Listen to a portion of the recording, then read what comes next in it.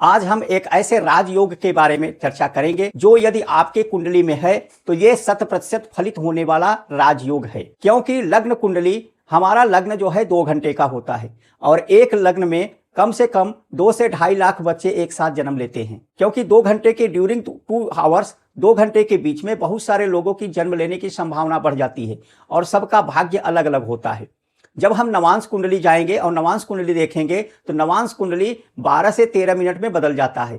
तो जब तक हम नवांश कुंडली का सूत्र यहाँ नहीं लगाएंगे, नवांश कुंडली नहीं देखेंगे, किसी भी राजयोग को 100% कहना कि ये फलित होगा वो नहीं होता है। ऐसे बहुत सारे राजयोग होते हैं लेकिन फलित नहीं होता। नवांश कुंडली में बनने वाला राजयोग होता है, एक होता है राशि तुल्य नवांश। राशि तुल्य नवांश से बनने वाला राजयोग, यदि राशि तुल्य नवांश में लाभांश, कर्मांश, लाभांश, सुखांश और भाग्यांश में मैक्सिमम ग्रह बैठे हों, ज्यादा से ज्यादा ग्रह बैठे हों तो राजयोग कारक होता है।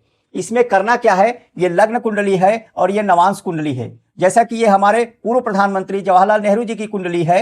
लग्न कुंडली कर्क राशि से शुरू हुआ है और नवांश कुंडली जो है मीन नवांश से शुरू हुआ है।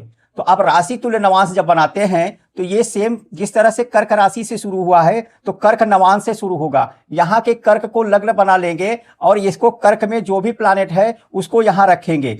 ये सारे प्लानेट को इसी क्रम में रख लेंगे। तो ये पहला हाउस जो होता है लग्नांश होता है।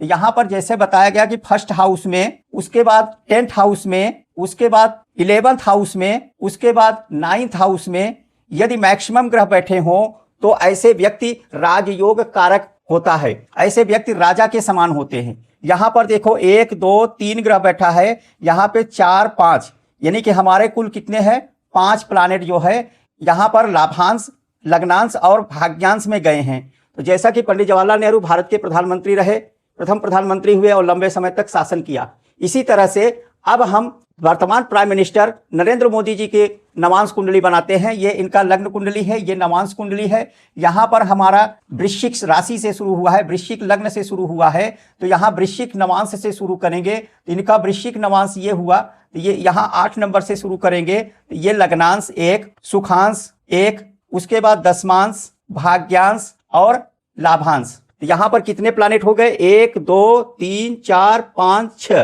टोटल 6 प्लानेट इनका जो है मैक्सिमम प्लानेट यहाँ पर इस भाव में स्थित है।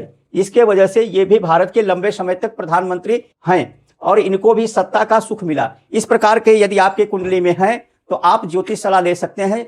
ज्योतिष सलाह लेने के लिए आप हमारे व्हाट्सएप